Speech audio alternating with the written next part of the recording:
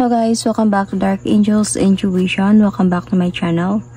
So welcome back sa mga palaging nag-aabang ng mga readings ko. So tonight I'm going to do a reading about your person. So sino yung pipilian niya, ikaw o yung isa. So titignan natin dito yung situation, both side. The feelings, of course, until dumating tayo sa point na sino ba talaga yung pipiliin niya, ikaw o yung isa. So let's start. I'm going to pull a situation. This is a love oracle, Island Time Wellness Oracle card. So take note guys, hindi lahat maka-resonate sa reading na to. So takes what resonates and leave the rest. Pwede tong vice versa. Kung saan kayo naka-resonate, put yourself in a situation. Let's start. So for me, this is your side and this is the other person's side, okay? Okay, you are a karmic relationship with this person. So ibig sabihin nauna ka, of course.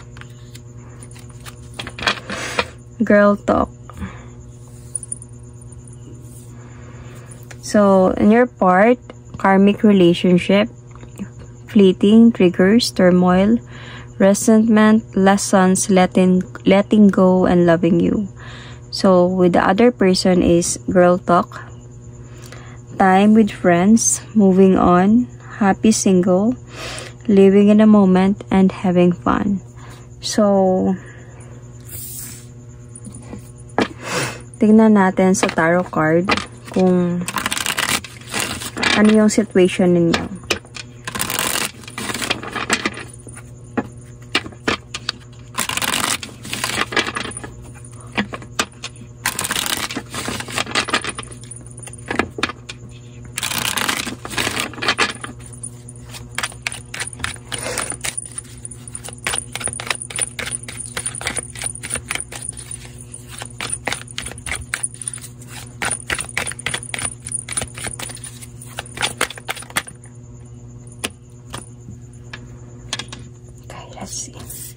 See? So, meron ng separation sa inyo nitong taong ito. Okay? Meron ng fight na nangyari sa inyo, conflict. And, I felt parang with this death card, there's already separation. Okay? There's a lot of toxicity na nangyari sa inyo and you are already moving on. You are right now parang you make yourself happy, parang you are enjoying your life as a single and you don't want this person right now na tanggapin. Nakafocus ka talaga ngayon sa life mo. Okay, sa buhay mo. And this is your situation right now. You are not okay with this person. Ayaw mo siyang tanggapin sa buhay mo. Maybe this person really gave you parang bigat na problema sa buhay. Disappointments. Okay? Until you have decided na, okay, let's end this. Parang ganon. So, this person might be a matured one. You have been waited for this person na parang maging matured, magpakatatay kung may anak kayo, magpakaasawa, or whatever na maging matured enough siya, maintindihan niya at parang gampanan niya yung responsibility niya sa'yo. Hinintay mo to sa kanya. So, pinag-isipan mo ng mabuti itong decision mo na hindi siya tanggapin sa buhay mo dahil naging balance ka pa, naging fair ka pa talaga sa kanya dito. Because you are trying to save your relationship or pagsasama. However, wala din nangyari, nag-away lang hanggang sa point na naghiwalay kayo. So, with this present situation naman with the other person, let's see. So, you might be feeling here with Capricorn, Scorpio.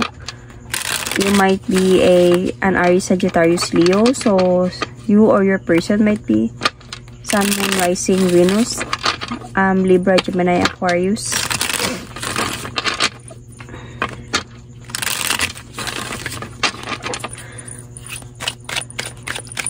So, ano yung situation naman nila dito sa person na to?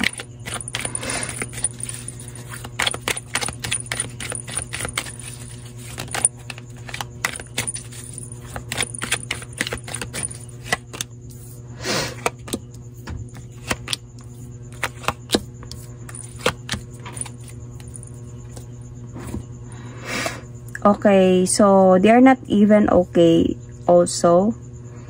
Might be your person ghosted this person. Nagkaroon ng clarity about sa inyong dalawa dito. Might be your person, andun siya sa point of namulat sa katotohanan. Like, he wanted to be matured enough this time. Like, para sa kanya lang naman yon is like, he knows what he's doing. He wanted na ayusin ulit yung marriage or yung pagsasama from your side. And this person already walk away emotionally from this person. So, hindi sila nag-uusap ngayon. Pero, yung person kasi na yon, ito, mahal siya, minahal siya talaga. And, parang ano sa point na natatrap pa din siya sa pagmamahal niya dito sa taong ito. Okay. Pero, naging fair din naman siya when the time that might be your person told her na kailangan kong ayusin yung mga dapat ayusin ko sa buhay ko. I think naging fair naman siya. Okay, ganon. Pero feeling ko kasi naging cold na yung sitwasyon nila ngayon, nitong person na to, nitong other person na to. So, there is a Leo sign here, Aries sign, Sun, Moon, Rising, Venus. Kaya nagmo-move on na din si person, itong another person here. Okay, so let's see the feelings.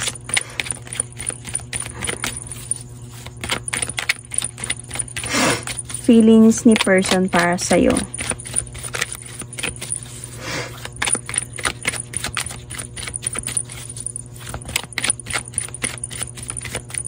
Pero honestly, naging masaya sila nito. Minsan, naging happy din sila. Pero, feeling ko, anong kulang sa kanila? Yung person mo, okay?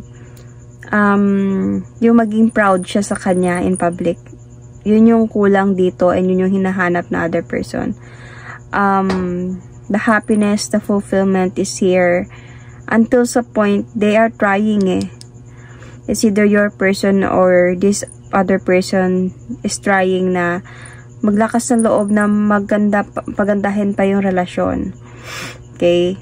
Pero I think that this person really like, may pagka-ego, hindi sila nagkaintindihan minsan until sa point that this person, your person already walk away emotionally dahil nga sa, might be gusto niyang ayusin yung sa inyo.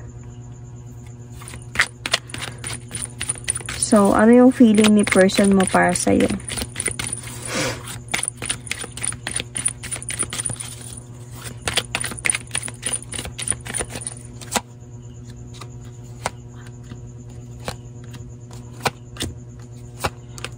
Gusto pa rin niya ipaglaban yung mga nawasak sa inyo. Ipaglaban yung mga hadlang sa relasyon ninyo. Paglaban yung sitwasyon. Nakapag-decide na siya actually dito. This person is already offering you right now. Parang babalik siya sa'yo talaga na makipag-ayos siya sa'yo. Pero trap siya sa situation. However, trap siya sa mga sarili niyang ginawa. Confused siya, trap siya, ipit siya sa sitwasyon. Because, itong dito, minahal din talaga kasi siya. So, this person is offering you back again a love, commitment, no, you know, ang dami niyang pinagdaanan, parang gusto niya maibalik yung pagmamahalan ninyong dalawa. Okay? Wanted to offer you victory, pero ikaw yung may ayaw na. Ikaw yung parang hindi nakikipag-usap sa kanya. So, might be ito yung dahilan kung bakit medyo, ano siya, trap sa situation. Pero nakapag-decide na sana talaga siya na bumalik sa'yo at ipaglaban yung relasyon ninyo aside sa mga humahadlang. yun sana yung feeling niya, ayusin yung mga nawasak sa inyo. Pero parang ikaw yung may ayaw na talaga dito. You are not talking to this person, umiiwas ka, pinuputol mo yung conversation. So, how about dito sa isa? So, I can see the sign of Capricorn, Virgo, Taurus. Here, fire sign.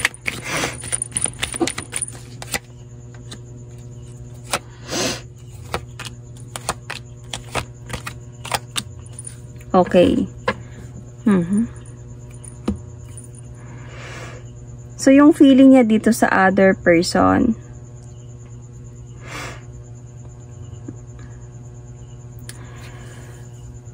parang ano siya, doon siya sa point na gusto niya pa din na sila pa din dalawa. Gusto niya, parang nagmahalan din talaga sila ng taong ito. And willing pa siya mag-offer ng new beginning sa taong ito. Like, ang feeling ko dito, no, pag hindi ka niya makuha, babalik siya dito. Pero hindi niya naman to sinabi. Parang, naging option to sa buhay niya na kung hindi kami magkaayos, babalik ako dito. Total, nagmahalan din naman kaming dalawa. So, mag-offer ako ngayon dito ng love and commitment. Serious commitment na talaga na magiging kami na talaga ulit. See, I told you. Naging option lang talaga to sa kanya. Itong part na to. Ayaw mo na siyang tanggapin, then dito siya babalik. Sila naman talaga yung nagmahala naman talaga sila, and gusto lang siguro niya ayusin yung sa inyo. Gusto niya lang siguro patunayan sa'yo na okay, gagawin ko yung responsibility ko. Ayusin ko yung mga kailangan ayusin sa atin. I will try to. Pero nakaramdam siguro siya sa'yo ng medyo mabigat, medyo ayaw mo. Naging matigas ka dito. So, yung feeling niya dito, if ever hindi siya mag-success dito, babalik siya dito. He will going to manifest this person back into his life or her life, and mag-offer siya dito ng commitment na talaga. Like, eto na, dito na siya mag-stay if you will not going to accept your person again. So, let's see about your feelings here towards your person and the other person's feelings towards your person as well. Until sa let's go for the outcome. Ano yung pwedeng mga mangyari? Sino talaga yung pipiliin niya? So, your feelings towards your person.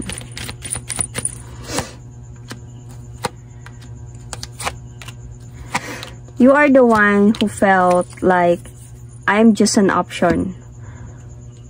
Okay, parang yun yung feeling mo, yun yung pakiramdam mo. Option lang ako dito. Parang may iba pa din, you know. Yun yung nararamdam mo na may relasyon pa din siya sa iba, na nag-move forward pa rin siya sa iba. Parang you felt na you just wanted to move forward and never look back from this person. Ayaw mo talaga siyang tanggapin. You don't want to accept this person talaga. May mga malungkot sa mga decision mo na to. Pagsisisi. Anyway, gusto mo pa din however na sabihan kanya ng totoo sa mga nararamdaman niya, sa mga nangyari, to explain to you everything. Medyo na-stress ka, honestly, about this second chance na hinihingi ng person mo.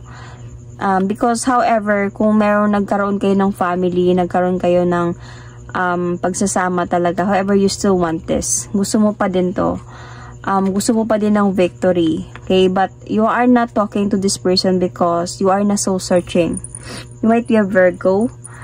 Or you are na soul searching na gusto mo munang mag-isa at mag-isip. Hanapin mo yung right path ng buhay mo. Yung tamang decision talaga na gagawin mo. Sa dami niya ng pinagdaanan, sa dami niya ng sigurong sacrifices, parang andun sa point that You are like gathering some information. Totoo na ba to siya? Or hindi na ba to siya aalis? Or what? This is what you feel. Hindi ka sure kasi you are afraid na sasaktan ka na naman ng person na to. Kaya you are not sure about the situation. Napagod ka na kasi minsan. Okay? Napagod ka na, naghintay ka na hanggang sa hindi ka, na-disappoint ka na dahil sa mga nagawa ng person mo. You are already afraid for a second chance na baka mangyari ulit yung nakaraan. So, what you feel here that there is still a love, there is still a chance, but you felt parang I'm just an option. Baka mangyari na naman yung nakaraan. So, I really wanted to walk away or move forward and never look back. But this person gave me like stress. Okay? Sumakit yung ulo mo sa kanya when the time that this person asks you for a second chance. So, although nakita ko dito na parang you don't want to accept yet, hindi mo siya pinapansin, hindi mo siya kinakausap, or sabihin natin na binabara mo siya, or sabihin natin na kinakat off mo yung conversation every time, but deep inside sa'yo, nagsisisi ka every time na ginagawa mo yun, because however you also wanted na mabuo ulit kayo, na magmamahalan ulit kayo, but para sa'yo kasi meron ng takot. So, tignan natin kung anong nararamdaman nitong other person na to para sa person mo.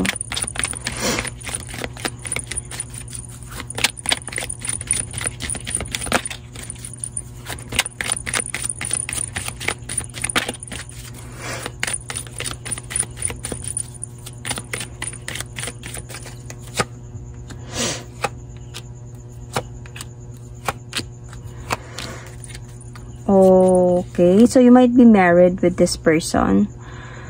So, feeling ng person na to, hindi na din siya sure because of like the clarity that might be your person. You and your person are married. And sobra din siyang nasaktan. Like, nakaramdam din siya dito ng betrayals. Okay? Parang na-stab din siya sa back ng person mo nung time na nalaman niya siguro yon. But sometimes she also feel na I wanted to take the leap of faith. Bahala na kung anong mangyari. But I'm not really that sure. Parang I'm in a healing process right now. Nasaktan ako sa mga nagawa niya. And still this person, nandun pa din siya sa feeling of alam niyang babalik pa din yung person mo. Alam niyang babalik pa din at aas pa din ng second chance sa kanya. Alam niya yon, tong other person. Natatrap lang talaga siya sa point na nandyan ka, alam niya. Alam mo yun? Na-stress din yung other person na to about the truth that came. So, parang nasaktan siya, nalungkot siya sa mga nangyari. Kasi totoo din yung pagmamahalan nilang dalawa. So, ito yung naramdaman ng other person para sa person mo. Let's see about what you need to know. This time, sino yung pipiliin niya, dito natin malalaman.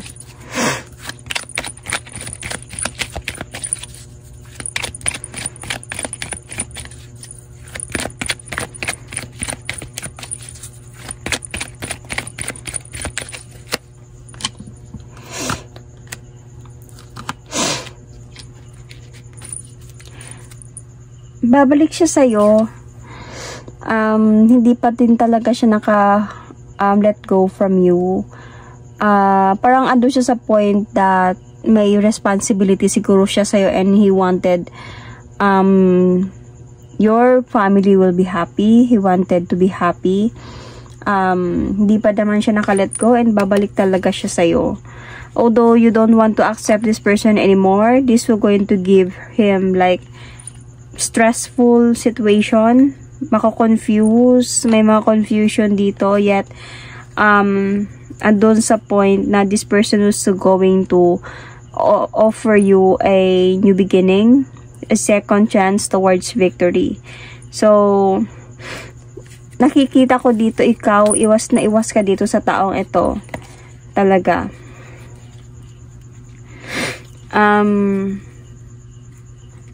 Pero really like natatrap siya because namimiss ka niya and gusto niya talaga ayusin yung mga dapat ayusin sa inyo.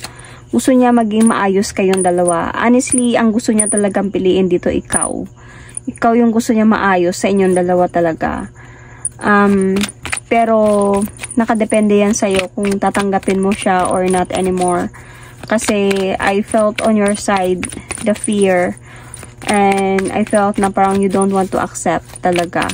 You wanted to walk away already. This person is like, you know, what this other person need to know. Very trapped siya sa situation kasi andun siya sa point. Ang nararamdaman ko dito sa taong ito, takot siyang mag-isa, takot siyang mawalan.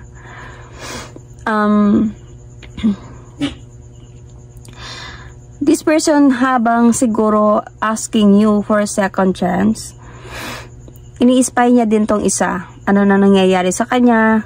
Kumusta na siya? Nag-move on na siya? May iba na ba siya? Like, gusto niya pa din mag-offer ng love and relationship with this other person. Trap pa din siya kung sakali man kahit ito na yung decision niya na bumalik talaga sa'yo. Ibig sabihin, naging like anytime, if ever na hindi ka talaga niya ma-convince, babalik siya dito sa isa. Yun yung nakita ko talaga dito. Although hindi niya man nakikita talaga, like hindi siya sure sa changes na mangyayari talaga, pero magko-communicate pa din siya dito sa isa.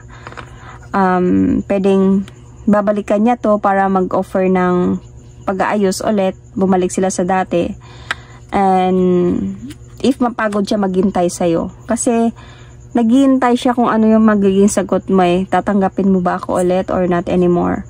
So, if hindi, then magpaplano siya na dito siya mag-offer ulit. So, ganun yung ano ng person mo. So, hindi siya totally like, sabi natin na sobrang focus sa'yo sa pagbabalik sa'yo and totoo na talaga. Although, yes, wala na sila nito. Kasi nga meron ng moving on dito sa person na to. Pero, hindi pa niya totally na let go to. Nandyan pa yung communication nila. Nagpaparamdam pa din siya, nagpapahiwatig pa din siya. You know, siguro may mga deals siya dito. And if hindi kanya makuha ulit, hindi niya talaga na maayos yung sa inyo, then babalik siya dito para ayusin yung sa kanila. So, ganun yung nakita kong situation. Kaya naging karmic relationship kayo because this what happens in the past. You thought that you are like meant to be already. You thought na parang siya na, kayo na talaga kasi na baka nakabuo kayo na dito ng family, ng commitment, dami ng pinagdaanan, that akala nyo kayo na talaga, and then suddenly siya pala is just a lesson. Okay, karmic relationship, ito yung tinatawag. So, there is a possibility here that hindi talaga kayo na hindi mo talaga siya tatanggapin dito, and kaya magiging karmic relationship yung relasyon ninyo. Okay, and dito sa point na to, nakadepende to sa other person kasi nandito yung happy siya na single siya, living in a moment, having happy life, having fun, time with friends, and moving on. So, it still depend kung tatanggapin niya pa ba to isa kasi mahal niya din naman yung person mo. So, might be there is a chance pa in the near future sa kanila if ever nababalik si person. Nakadepende yan sa other person na yan. Kung dito ka sa point sa other person ka na naka-resonate din, nakadepende sa'yo. Kung tatanggapin mo pa ba to, since obviously nakita ko if naka-resonate ka sa reading na to, naging option ka lang sa person na to. Yon. So, I can see Leo sign, Capricorn, Pisces, Taurus as well. Okay. The young Libra, Gemini, Aquarius, Aries, Cancer, Scorpio, Pisces, Gemini, Virgo, Capricorn, as I said, Scorpio, Sun, Moon, Rising, Venus. So that is my reading for you guys. Thank you and God bless.